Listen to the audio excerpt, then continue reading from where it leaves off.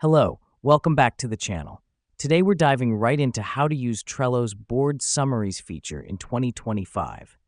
This handy feature provides a snapshot of your board's key details, so let's jump right in. The first thing you need to do is open your preferred Trello board. This is where all your tasks, projects, or ideas are organized into lists and cards. The reason we start here is because the board summary is a direct reflection of what's on the board itself. Next up, look for the Show menu option on the top right corner of your screen and click on it.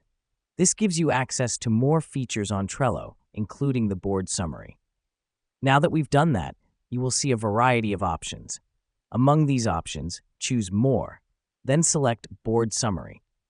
This helps us because the board summary is where you can get a quick overview of the board's content.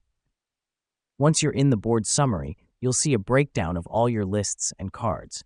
This includes how many cards are in each list, how many are due soon, and how many are overdue. Let me explain why this matters. This feature allows you to quickly assess the status of your projects and tasks. Here's what's happening behind the scenes. Trello is scanning all your cards, checking their due dates, labels, and members, and then compiling that information into an easy-to-read summary. The reason we do this is to save time and energy. Instead of having to go through each card individually, you can see everything at a glance. Now, you might be wondering how to customize what information shows up in your board summaries. Well, it's quite simple. Just click on the Fields button at the top of the summary and select or deselect the information you want to see. This is a crucial step because it allows you to tailor the board summary to your specific needs. And there you have it, a quick and easy guide to using Trello's Board Summaries feature. It's a powerful tool that can help you stay organized and on top of your projects.